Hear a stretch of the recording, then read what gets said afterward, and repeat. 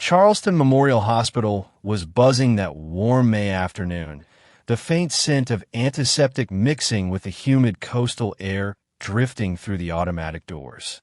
Inside the maternity ward, Clara Whitfield lay exhausted on the delivery bed, her hair damp with sweat, cheeks flushed from the effort of bringing two new lives into the world. Her husband, Matthew, stood at her side in blue scrubs, grinning through tears as he reached for her hand. 8 years of marriage had led to this moment. Two perfect sons, born just minutes apart. The first cries pierced the air, high-pitched and raw. A nurse lifted the first baby, wrapped him in a white blanket patterned with tiny blue footprints, and placed him gently in Matthew's arms. The second followed soon after, a bit smaller, his voice equally fierce. But as Matthew's gaze traveled down to their faces, his smile faltered. Their skin, warm brown, unmistakably darker than either his or Clara's, caught in the harsh fluorescent light. Tiny curls, tight and soft, framed their foreheads. For a moment, his brain searched for explanations. Maybe the lighting, maybe bruising from birth. The nurses exchanged quick glances that Matthew almost missed. Almost. He turned to Clara. They look. He didn't finish the sentence. She gave a weak smile, avoiding his eyes, focusing instead on the ceiling tiles as if they could shield her from the weight of the moment. The second nurse's hands trembled slightly as she adjusted the blanket around the smaller twin. She tried to keep her voice even when she congratulated the couple, but the pause before congratulations hung in the air like a dropped thread. Matthew held his sons, but the joy was thinning fast, replaced by a creeping, cold confusion. He thought of his own pale Irish complexion, Clara's fair skin and strawberry blonde hair. Generations of family photos lined the walls of their home, faces all in the same spectrum of white. There was nothing in their lineage that could explain this. As the babies were taken to be cleaned and weighed, Matthew stepped into the hallway, his hands still trembling. Through the glass of a nursery, he watched as the twins lay side by side, their little chests rising and falling in perfect rhythm. But he also saw the nurses whispering, their eyes flicking toward him, then back to the babies.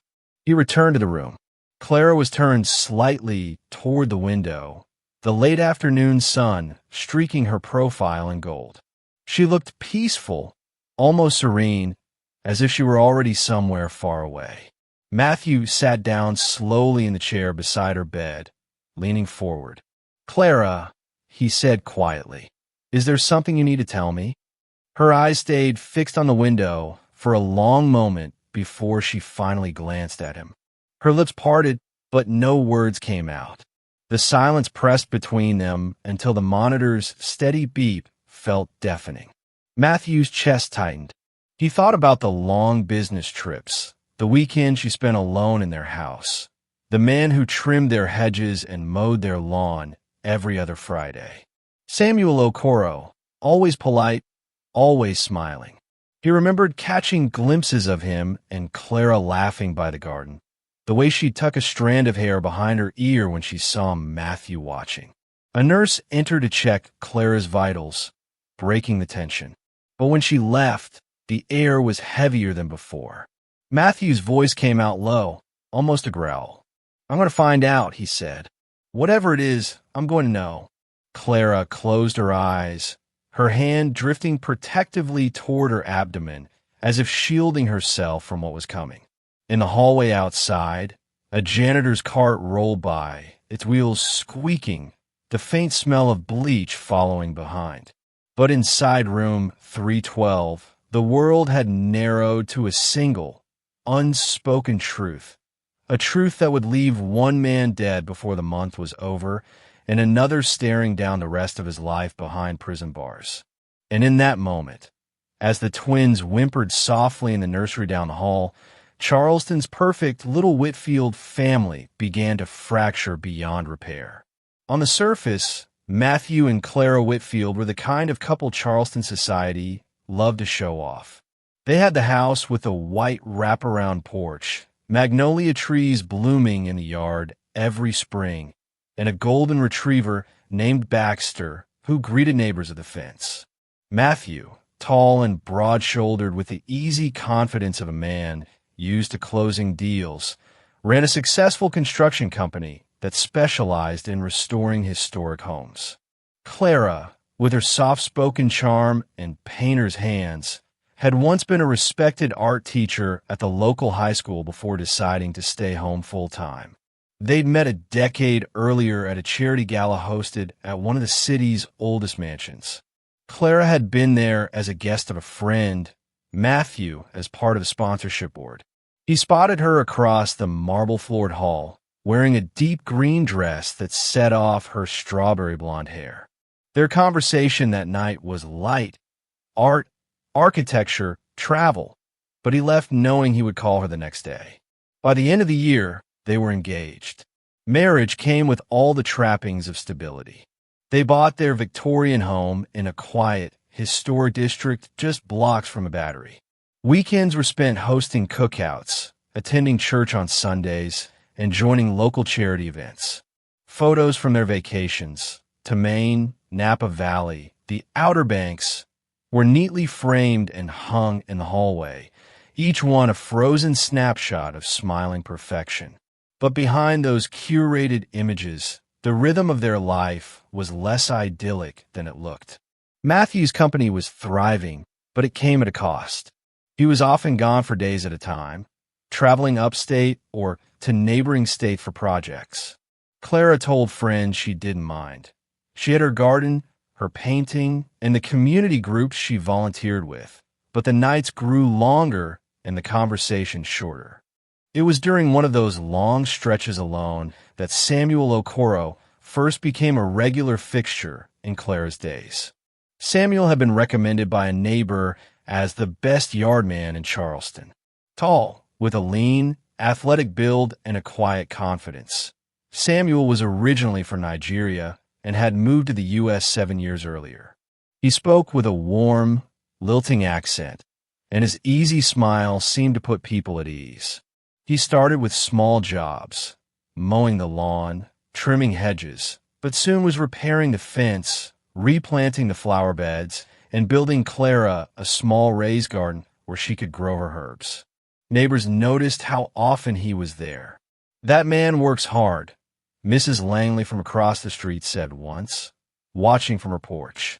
But there was also a knowing look in her eyes, the kind that suggested she'd seen something more than just landscaping. For Clara, Samuel was a breath of fresh air. He listened, not the distracted nodding Matthew gave while checking his phone, but real listening with questions and pauses that made her feel seen. They'd talk about her paintings, about his family back home, about food, music, and life far outside the manicured streets of Charleston. He'd fix something in the yard, then join her on the porch for iced tea, wiping the sweat from his brow as the cicadas droned in the background. To anyone else, it was harmless, neighborly even, but there were moments Matthew couldn't quite shake. Coming home early one Friday, he'd found Samuel in the backyard, shirt off, helping Clara move heavy pots of soil. She'd laughed at something he said, the sound bright and easy in a way Matthew hadn't heard from her in months. When she saw Matthew, she'd straightened quickly, brushing her hands on her jeans. "We were just getting the basil replanted," she'd said. Matthew let it go, telling himself it was nothing.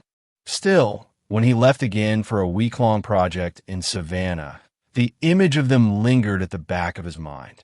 Clara, meanwhile, kept up the outward image of their perfect marriage. She attended social events on Matthew's arm, posed for holiday photos, and spoke warmly of him to friends. But privately, the loneliness gnawed at her. She tried to tell Matthew, softly at first, then more directly, that she needed more of him, not just his income or the security he provided. But work always came first. The company was his passion, and she'd learned to step aside.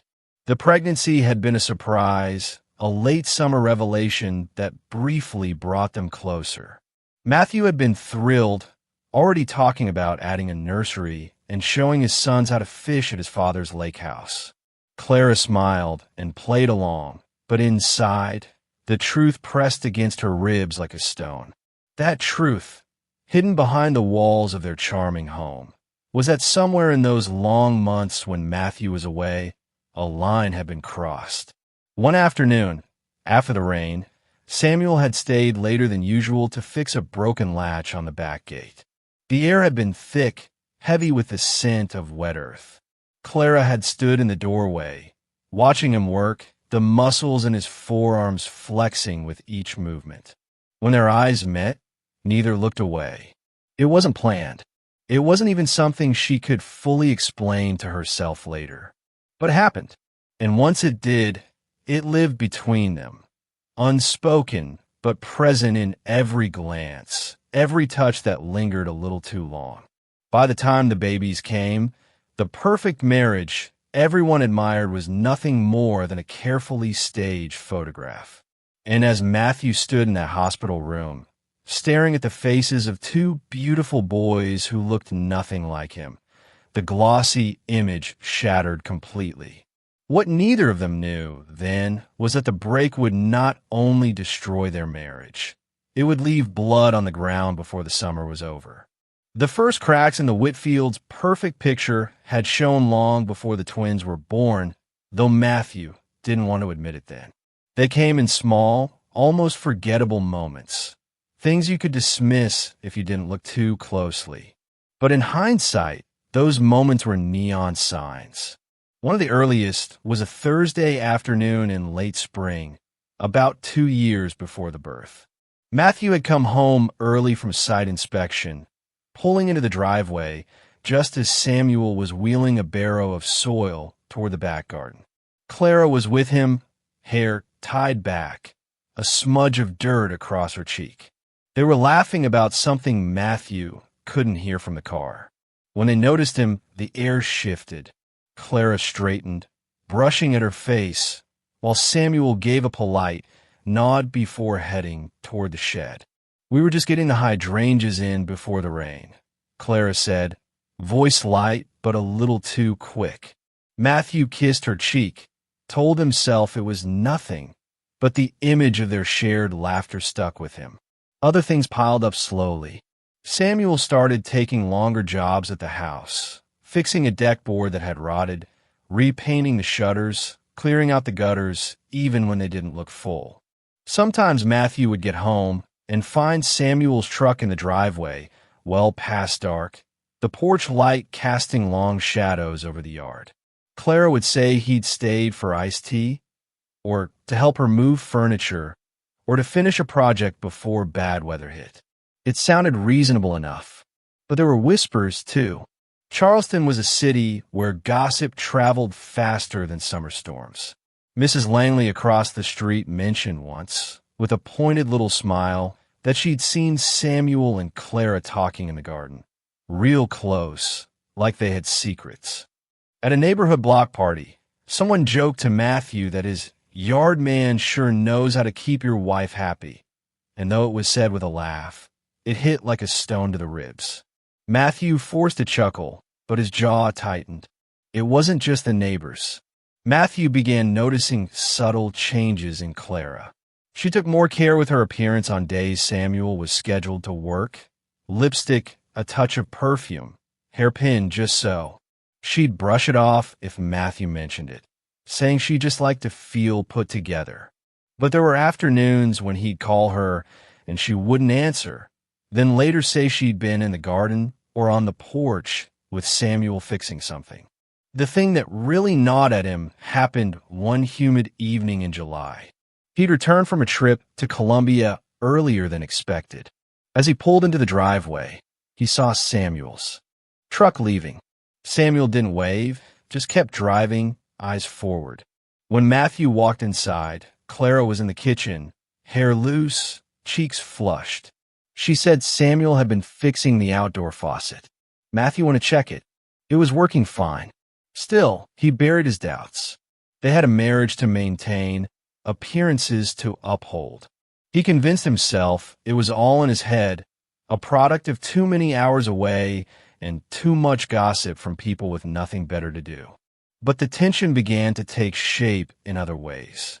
During one heated argument about how much Matthew was gone for work, Clara snapped, "At least Samuel notices when I'm here." She froze the moment it came out, her hand flying to her mouth, but the damage was done. Matthew didn't reply. He just walked out of the room, the weight of that sentence settling into his bones. When Clara became pregnant, Matthew felt a rush of relief. It was proof, he thought, that whatever distance had grown between them could be closed. He poured himself into preparing for fatherhood, painting the nursery pale yellow, building a crib by hand.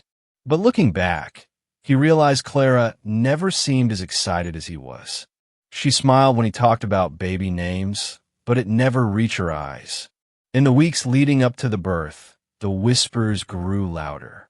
A friend from church mentioned seeing Clara at the farmer's market with Samuel one Saturday morning while Matthew was out of town. Clara claimed it was a coincidence. They'd just run into each other and walked together for a bit. Still, Matthew noticed her avoiding his gaze when she said it. Even the twins' arrival didn't come without a sign. In the delivery room, before Matthew had even voiced his suspicion, the nurse's sidelong glances told him they had noticed too. And when the babies were placed in the nursery, more than one staff member lingered by the glass, looking from the boys to Matthew, then to Clara. All those earlier moments, Samuel's late nights at the house, the way Clara's voice softened when she said his name, the whispered gossip at neighborhood gatherings, rushed back like a flood. What had once been tiny cracks in the foundation of their marriage were now wide, gaping fractures. Matthew couldn't shake the feeling that somewhere along the line, his wife had crossed over into a place he could never follow. And if he was right about what had happened, then the life they'd built together was about to collapse, not just under the weight of betrayal, but under the shadow of something far darker. Matthew didn't sleep the night after the twins were born.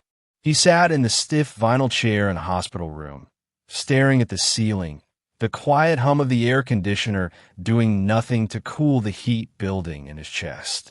Every time he closed his eyes, he saw their faces, two tiny, beautiful boys who looked nothing like him. The curls, the skin tone, the faint dimple in one boy's cheek that reminded him of someone else entirely. By morning, the questions that had been clawing at his mind had solidified into one single, cold truth. He needed proof. Not rumors. Not his own suspicions. Proof. When Clara woke, pale and tired, he told her what he wanted. "A DNA test," he said, his voice flat. She blinked at him like she didn't understand, then glanced away toward the window. "Why? They're your sons." He didn't raise his voice. He didn't have to. "We're doing the test." The swabs were taken that afternoon. Hospital staff moving with the careful detachment of people who didn't want to be involved in someone else's disaster. Clara didn't protest, but she didn't meet his eyes either. 3 days later, the results came in. Matthew opened the envelope in the kitchen of their Charleston home. The paper inside was clinical, impersonal, but the words hit like a sledgehammer. Probability of paternity, 0%. Not one of the twins was his biological child.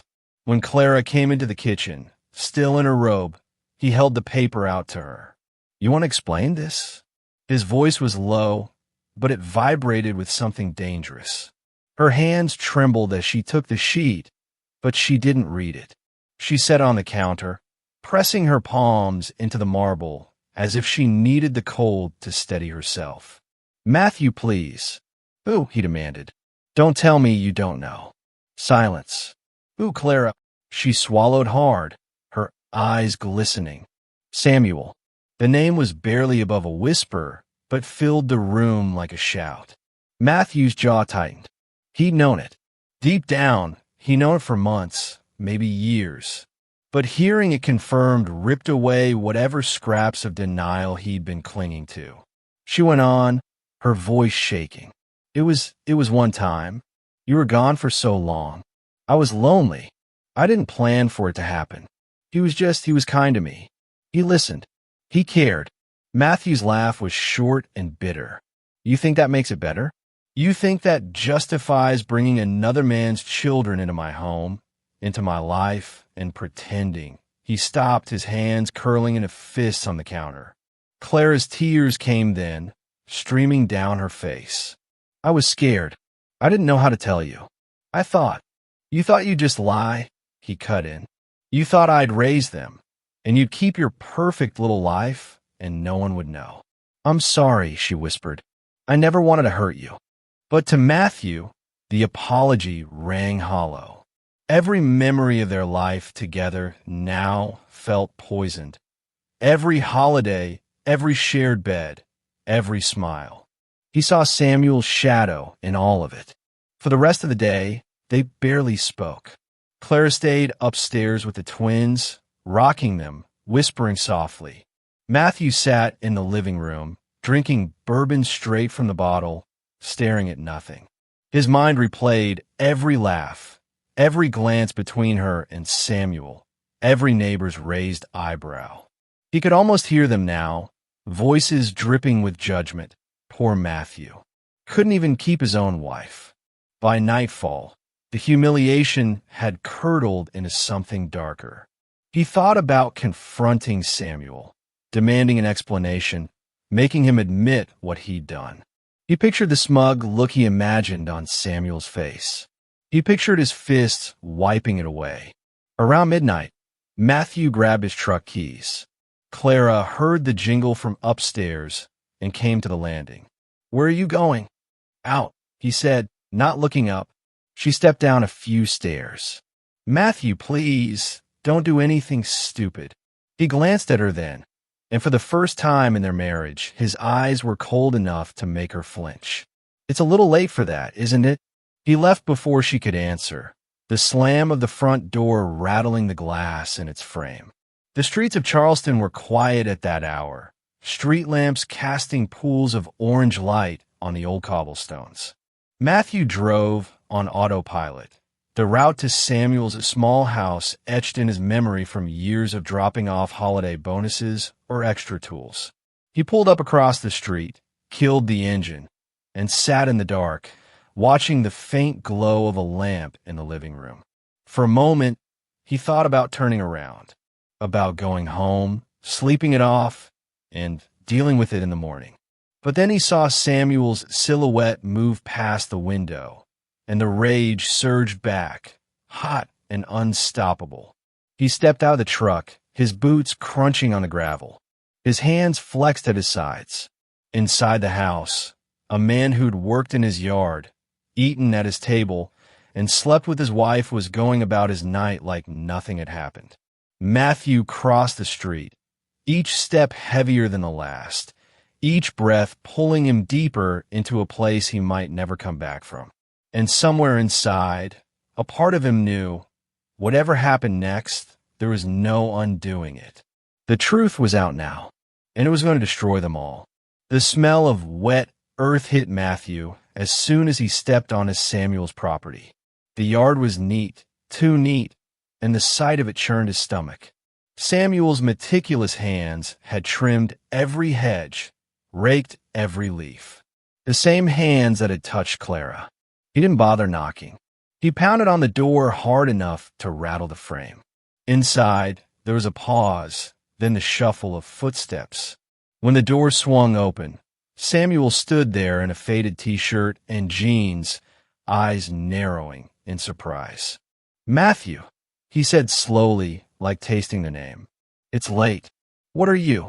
Matthew's fist connected with his jaw before the sentence could finish. Samuel stumbled back, crashing into a small table, a lamp shattering on the floor.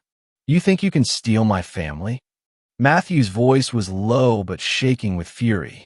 You think you can walk into my home, into my life?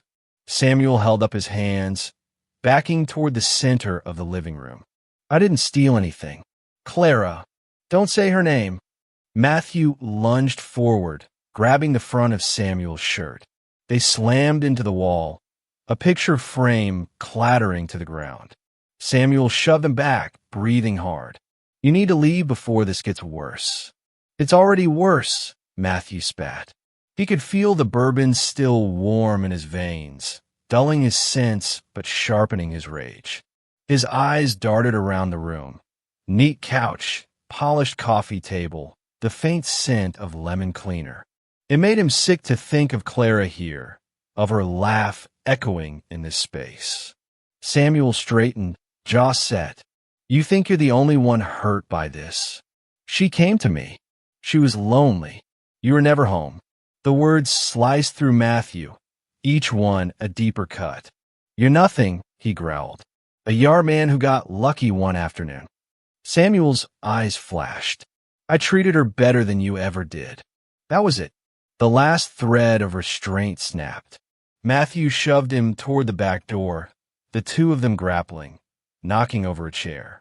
Samuel pushed back, stronger than Matthew expected, but Matthew was fueled by something more than strength, pure humiliation and rage. Out in the backyard, the night air was thick with the scent of damp grass. Samuel tried to twist free, but Matthew's eyes had locked on the tool propped against the shed, a steel-bladed shovel, its handle worn smooth from years of use. His hand closed around it before his mind could catch up. Samuel's eyes widened. "Put it down, Matthew." But Matthew wasn't listening anymore. The world had narrowed to the pounding in his ears and the image of Samuel's face, smiling in his yard, near his wife, holding his sons. The first swing was clumsy, glancing off Samuel's shoulder, but the second landed squarely against the side of his head with a sickening thud. Samuel crumpled to the ground, groaning, hands twitching as if trying to push himself up.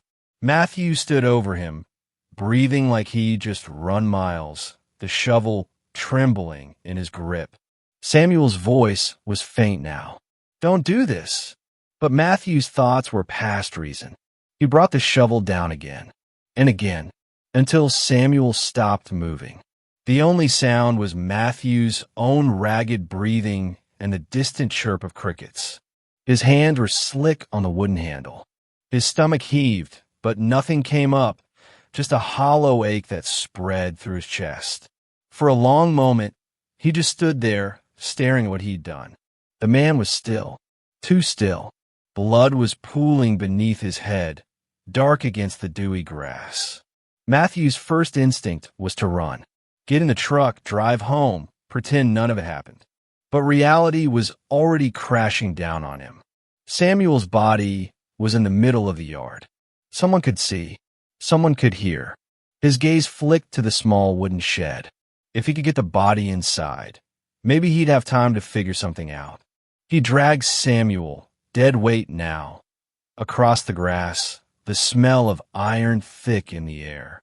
His muscles burned, but he didn't stop until the body was inside. The plan formed in fragments. Fire. Burn it all. No body, no proof.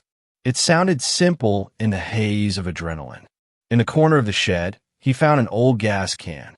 His hand shook as he unscrewed the cap and began pouring the fuel over Samuel, the sharp chemical sting mixing with the coppery smell of blood. He struck a match. For a moment, he hesitated, watching the tiny flame dance at the tip. Then he dropped it. The fire caught instantly, roaring up in a burst of heat that singed the hair on his arms. The shed filled with light, shadows flickering against the yard. Matthew stepped back, breathing hard, watching the flames consume the man who had dismantled his life. But the fire didn't stay quiet. The drywood crackled and popped, the flames leaping higher, licking at the roof. The smoke curled thick and black into the night sky. The smell was unmistakable, burning flesh and gasoline. Matthew realized, too late, that it would draw attention. That smell could travel. That smoke could be seen for blocks. From somewhere nearby, a dog began barking. Then another. He backed away from the shed, his chest heaving, the heat scorching his skin. And for the first time since the moment he'd pounded on Samuel's door, the rage gave way to something colder. Fear. Because the fire wasn't just burning Samuel's body. It was burning the last thread of Matthew's life as he knew it. And in the glow of those flames, there was no hiding what he'd done. The flames inside Samuel's shed roared louder than Matthew expected, a hungry, crackling sound that seemed to swallow the quiet of the neighborhood. The heat pushed against his skin in waves, forcing him to step back toward the patchy grass. For a moment, he just stood there, chest heaving, watching the fire curl around the man's body, turning flesh and bone into blackened shapes. It was supposed to be clean. Quick. Fire would erase what the shovel had done. That was the logic in his mind when he struck the match. But standing there, watching the smoke thicken into an oily column that climbed high into the night sky, he realized the flaw. The smell. It was different from burning wood, sharper, heavier, with a sweetness that made the air feel wrong. Burning human flesh was a smell you couldn't mistake once you knew it. And it carried. He looked toward the row of houses beyond Samuel's back fence. Curtains fluttered in the faint breeze from open windows. A dog barked again, closer now, joined by another across the street. His stomach tightened. It wouldn't take much for someone to notice. Matthew turned and hurried to the shed, thinking maybe he could control it, keep the fire small enough to finish the job without drawing more attention. But it was already too late. The flames had climbed the walls and were chewing through the rafters. Sparks jumped toward the night air. The gasoline he'd poured pooled in places, creating sudden flares that made him squint. Panic pressed in. He told himself to think. There had to be a way to contain this before it spread. He grabbed the garden hose coiled by the fence, unwound it fast, and turned the spigot. A thin stream of water sprayed out, hissing uselessly against the base of the fire. The shed's dry would only seem to feed it. Somewhere behind him, a screen door creaked open. Everything all, right over there, a voice called from the darkness. Male, older, maybe one of the neighbors. Matthew froze, the hose still in his hand. His mind raced. If he answered, they might come closer. If he stayed quiet, they might still call someone. The fire cracked loud enough to drown out the sound of his breathing. He dropped the hose and backed into the shadows near the fence, heart pounding.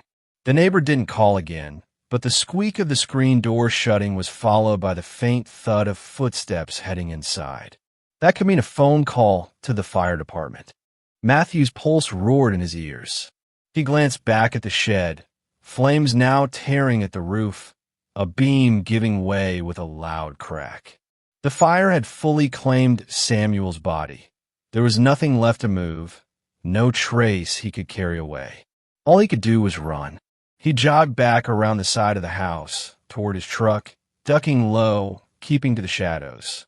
His hands were slick with sweat, his shirt damp against his back. When he reached the driver's side door, he hesitated. His boots, mud and dark stains clung to the treads. His shirt had flecks of something darker near the collar. If anyone saw him like this, they'd have questions. Inside the truck, he stripped off the shirt and shoved it under the seat, driving in just his undershirt. He took a long route home, avoiding the main streets, the smell of smoke still clinging to his skin. By the time he pulled into his driveway, the adrenaline was wearing off, leaving him lightheaded. Clara's silhouette was visible in the upstairs window, rocking one of the twins. For a fleeting second, he thought about walking inside, climbing into bed, and pretending nothing had happened. But the sound of distant sirens, faint but growing louder, snapped him back. He closed the door softly, went through the side entrance, and headed straight for the laundry room. His jeans and undershirt went into the wash with extra detergent. He scrubbed his boots in the utility sink until the water ran clear, though a faint brown stain clung to the laces. Upstairs, Clara didn't ask where he'd been. She just looked at him with a mix of fear and something else, resignation, maybe as if she already knew, or at least suspected. Matthew didn't say a word. The next morning, the news spread faster than the fire itself. Samuel's shed had burned to the ground. Firefighters responding to a neighbor's call found partial remains inside, remains that were quickly identified as human. The cause of death wasn't immediately released, but the rumors began almost instantly. Some said it was an accident. Others whispered about foul play. Detectives canvassed the neighborhood. One older man claimed he'd seen a tall white guy in Samuel's yard that night. He couldn't see the face clearly, but the height and build. Well, people in that part of Charleston knew Matthew Whitfield, and they knew about the gossip surrounding his wife and the yard man. The mistake wasn't just the fire. It was thinking the fire would erase everything. It didn't erase the neighbor who saw his shadow against the flames. It didn't erase the shovel in the yard, now warped by heat, but still holding traces of Samuel's blood in the metal seams. It didn't erase the fact that his own boots had left faint impressions in the wet soil by the shed, prints that matched the tread pattern of a pair found in his mudroom. Those were the things Matthew didn't consider in the blind haze of rage. The things that would, in time, lead the detective straight to him. And by then, no amount of perfect family portraits or Charleston charm could save him from what he'd set in motion the moment he picked up that shovel. The morning after the fire, Charleston's humid air carried a sour mix of burned wood and something far heavier, an odor that clung to the back of the throat. Samuel's property was sealed off with yellow tape, the shed reduced to a charred skeleton. Fire investigators combed through the blackened debris, crouching low, sifting ash through gloved fingers. The partially incinerated remains were carefully placed into evidence bags, the air around them thick with the grim knowledge that this was no ordinary blaze. Detective Aaron McMillan, a veteran with 22 years in homicide, stood at the edge of the yard, hands in his pockets. He'd seen enough fires to know when one wasn't accidental. The heat patterns on the shed walls, the rapid collapse of the roof. Everything pointed to an accelerant, and the smell, gasoline, had a way of lingering in the air long after the flames died. By mid-morning, the first neighbor interviews began. Mrs. Langley, wrapped in a floral robe, wasted no time telling them about the trouble brewing between Matthew and Samuel. Everyone knew, she said, her voice low but eager. That yard man was over at Clara's house more than her own husband. I told my sister it was only a matter of time before something bad happened. She also mentioned hearing raised voices in Samuel's backyard the night before, and seeing a figure, tall, broad-shouldered, silhouetted against the fire before disappearing into the shadows. The next-door neighbor, Mr. Connors, confirmed part of her story. He hadn't seen the man's face, but he described the build. Looked like he could have been a construction guy. Strong, big hands. McMillan jotted it down, knowing full well that Matthew Whitfield fit that description to the letter. While the neighborhood buzzed with speculation, the lab results started rolling in. Samples from the shed soil revealed high concentrations of gasoline. The twisted metal of a shovel, recovered from the wreckage, carried faint traces of blood that heat hadn't entirely destroyed. That blood was sent for DNA testing, along with the charred tissue from the remains. The case took a sharper turn when the coroner confirmed the remains belonged to Samuel Okoro. Even more telling, there were fractures on his skull inconsistent with fire damage. Blunt force trauma, delivered before the fire, was the likely cause of death. In other words, Samuel had been murdered. Detective McMillan decided it was time to visit the Whitfield house. Clara answered the door, pale and drawn, holding one of the twins against her shoulder. McMillan introduced himself and asked if Matthew was home. She hesitated, her gaze flicking upstairs before saying he was resting. McMillan asked if they could speak in the living room. At first, Clara stuck to vague answers. She hadn't seen Samuel in days. She didn't know who would want to hurt him. But when McMillan brought up the rumors about her and Samuel, her composure cracked. "People talk in this neighborhood," she said sharply. "They don't know the truth." McMillan let the silence stretch. "And what is the truth, Mrs. Whitfield?" Her eyes dropped to the baby in her arms. Samuel was a friend, someone who listened when Matthew wasn't around. She didn't admit to the affair, but the strain in her voice was enough to confirm McMillan's suspicion. When Matthew finally came downstairs, he looked like a man who hadn't slept in days. His handshake was firm, but his eyes avoided the detectives. McMillan asked where he'd been the night before. Matthew claimed he'd been home, taking care of my family. "Anyone who can confirm that?" McMillan asked. Matthew hesitated. "Clara was upstairs with the babies. She wouldn't have seen me if I stepped out for a bit. But I didn't go anywhere near Samuel's place." It was a careful denial, but McMillan knew careful words could be just as telling as reckless ones. Back at the station, the DNA results came in. The blood on the shovel matched Samuel. Even worse for Matthew, partial boot prints found in the damp soil behind the shed matched the tread pattern of a pair of work boots seized from his mudroom. Boots that still smelled faintly of gasoline despite an obvious attempt to scrub them clean. McMillan returned to the Whitfield house with a search warrant. Clara stood frozen as officers moved through the rooms, bagging the boots, collecting clothing from the laundry room, photographing the garage. In the truck parked out front, they found flecks of dark residue in the bed liner, later confirmed as burned organic matter. Word spread fast in the neighborhood. By the next day, every glance from a neighbor felt like an accusation. Clara barely left the house, but she could feel the eyes through the curtains.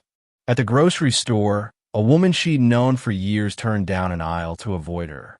Meanwhile, McMillan began piecing together a timeline. Samuel had been seen alive just after 10 p.m., carrying tools into his shed. By 10:30, neighbors reported hearing shouting. The fire department received the first call at 10:47. Matthew's cell phone, subpoenaed by the department, pinged a tower less than 2 blocks from Samuel's house at 10:32 p.m., nowhere near the Whitfield home where he claimed to be. When confronted with the cell data, Matthew's mask began to slip. "I went for a drive," he said. "Needed to clear my head. That's not a crime." "No," McMillan agreed. "But beating a man to death and setting his body on fire is."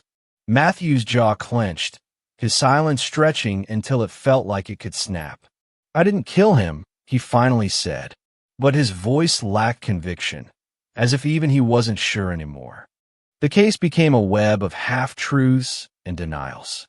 Clara insisted she hadn't seen Matthew leave that night, but under pressure, admitted they'd argued earlier that day after he confronted her about the twins' paternity. Matthew denied the affair was the reason he'd gone to Samuel's, claiming he only wanted to tell him to stay away from my family. But the evidence kept stacking. Gasoline residue on Matthew's jeans matched the brand found in the can at Samuel's shed. The neighbor's description of a tall, broad-shouldered figure fleeing the scene lined up with Matthew's build. And the kicker, the same DNA test that had excluded Matthew as the twins' father confirmed Samuel as the biological father of both boys. By the time the warrant for Matthew's arrest was signed, there was no more room for doubt in McMillan's mind. The only question was whether Matthew would confess or let the trial drag his entire private life into the spotlight. When they came for him, Clara stood at the doorway holding the twins, her face pale as the flashing red and blue lights bathed the front of their once-perfect home. Matthew didn't look back as they led him to the cruiser, hands cuffed behind him. The perfect Charleston couple was gone. All that was left was a house full of whispers, 2 fatherless boys, and a trail of lies so tangled it had ensnared everyone who thought they knew the truth. And for Detective McMillan, the case was just beginning to unfold in the public eye. The trial would bring every rumor, every betrayal, every ugly truth into the open, whether the Whitfields were ready or not. By the time Matthew Whitfield's trial began, Charleston had already decided what it thought of him. The courthouse steps were lined with reporters, cameras clicking as he was led inside in a dark suit, his hands free for the first time in months, but still marked by the faint tan lines of where the cuffs had been. Clara arrived separately, holding the twins close to her chest, flanked by her sister. Even in the August heat, she wore long sleeves, her face pale, eyes fixed on the marble floor as she passed the flashing bulbs. Inside, the courtroom was packed. Every seat in the gallery was filled. Neighbors, curious strangers, local journalists who'd been following the case since the fire. The front row was reserved for Samuel Okoro's family. His younger sister, Amina, sat rigid, her dark eyes locked on Matthew with a hatred so sharp it could have cut glass. The prosecution opened with a story, not just evidence. Assistant District Attorney Carla Bennett, known for her meticulous dismantling of defendants on the stand, painted Matthew as a man consumed by jealousy and humiliation. She laid out the affair, the DNA test, the late-night drive to Samuel's house, the violent confrontation, and the fire meant to erase it all. "Ladies and gentlemen," Bennett said, pacing slowly before the jury, "this was not a crime of passion. This was an execution, and when it was done, the defendant tried to burn away the evidence. But in his arrogance, he left a trail of gasoline, of blood, of lies, that led right here to this courtroom." The defense countered with a very different picture. Attorney Douglas Reeves, a tall man with a voice like polished gravel, argued that Matthew had gone to Samuel's only to talk, to set boundaries after learning the truth about the twins. The fight, he said, was instigated by Samuel, and the fatal blow was a tragic accident in the heat of a scuffle. The fire?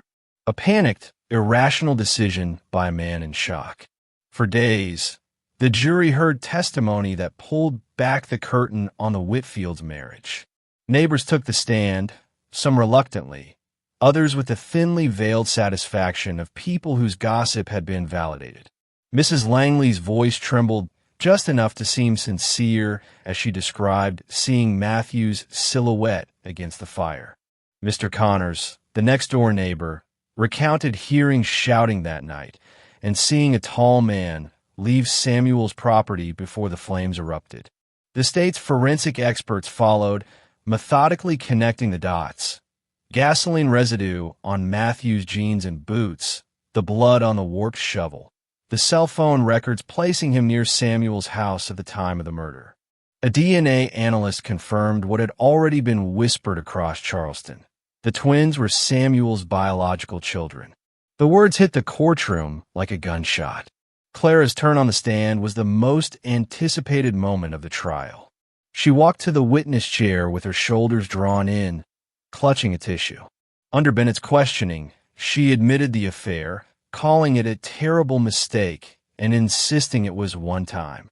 She said she never intended to hurt Matthew, never imagined it would end like this.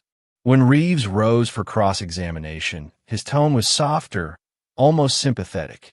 He led her through the months leading up to the birth, the loneliness, the emotional distance between her and Matthew. "Mrs. Whitfield," he asked, "did you ever believe your husband was capable of killing someone?" Clara hesitated, her eyes flicking toward Matthew. "Not before that night," she said finally. Her voice cracked as she lowered her head. Matthew's own testimony was a gamble. Reeves knew putting him on the stand meant exposing him to Bennett's surgical precision, but they decided the jury needed to hear his version.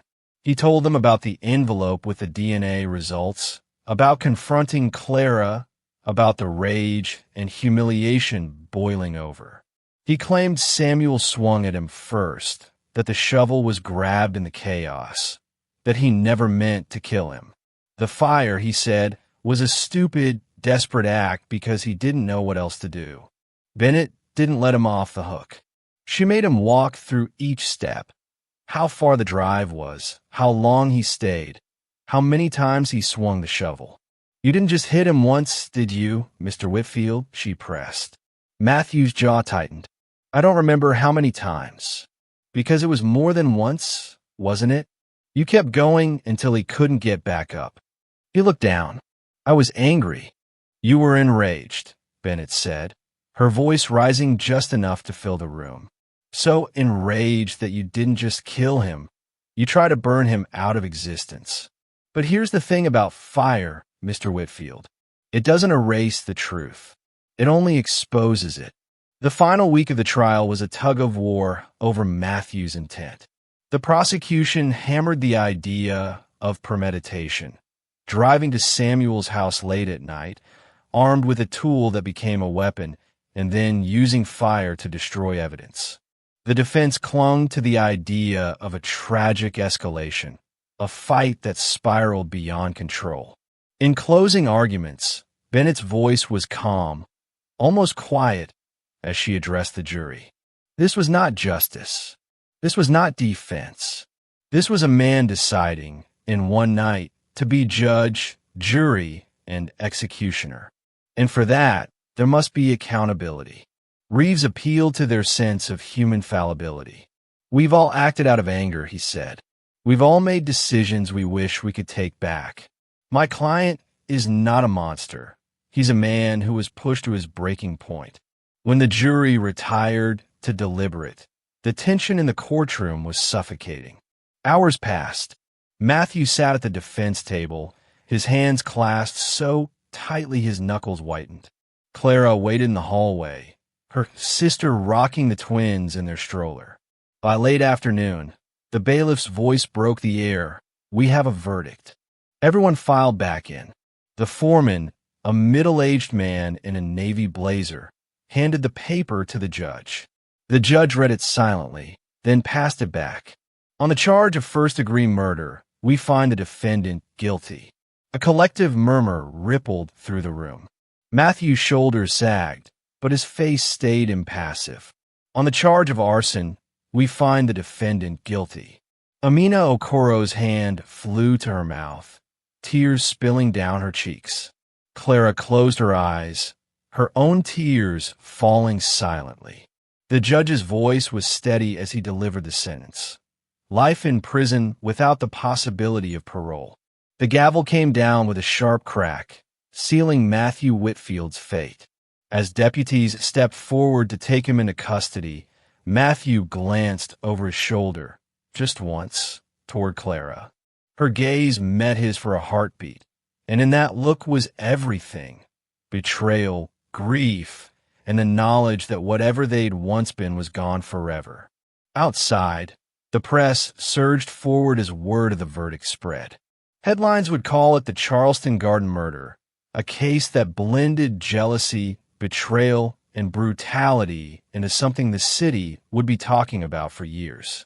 And for those who'd sat in that courtroom, the image of Matthew being led away in chains would be the one they'd remember. Proof that even in Charleston's most manicured neighborhoods, the roots of violence could run deep.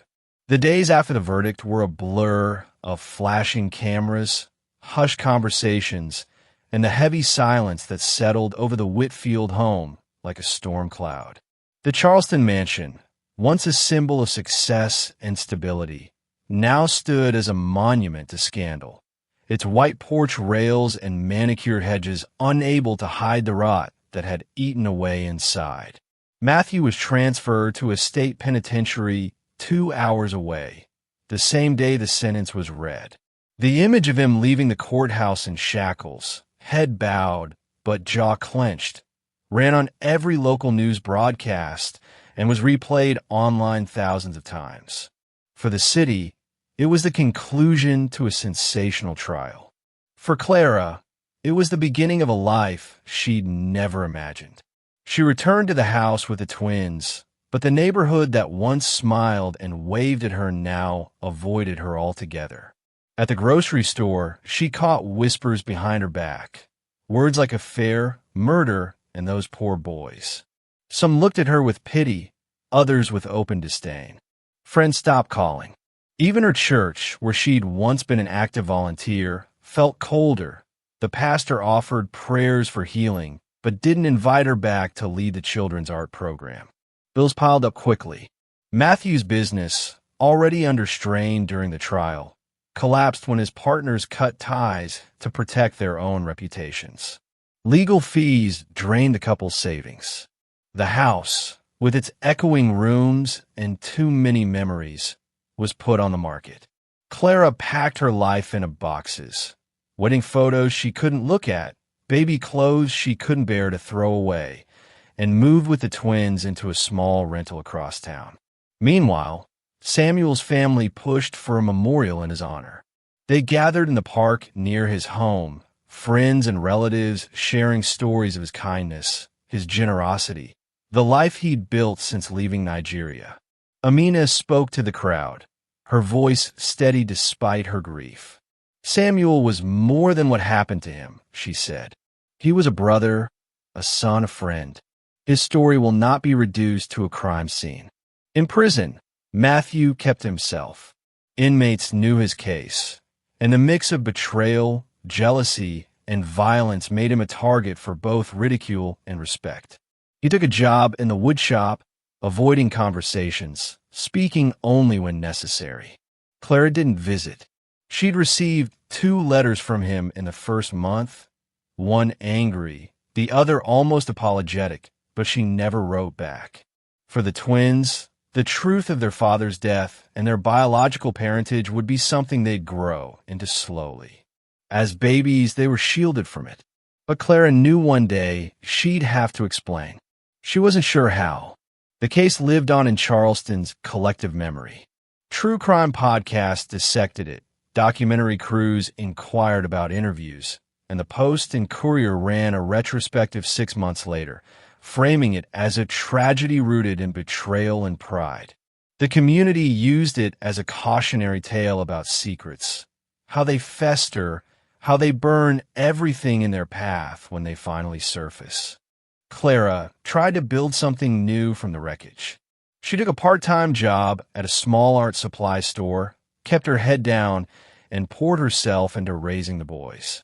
Still, there were nights she couldn't escape the images. The fire's glow against the night sky, the look in Matthew's eyes the last time they met, the sound of the gavel sealing his fate. 1 year after the trial, she stood on the porch of her rental, watching the twins chase each other across the patchy lawn. A summer breeze carried the scent of blooming jasmine, and for the first time in months, she allowed herself to think about the future. It wouldn't be the future she'd planned, but it would be one she could shape. Matthew, serving life without parole, would never walk free again. Samuel would never tend another garden or sip iced tea on a Charleston porch. And Clara, caught between them, would live with the weight of choices she could never undo. But life, in its relentless way, kept moving forward. The boys' laughter drifted across the yard, and for a moment, it drowned out the past. Some wounds never heal completely, but sometimes survival is the closest thing to redemption you can get.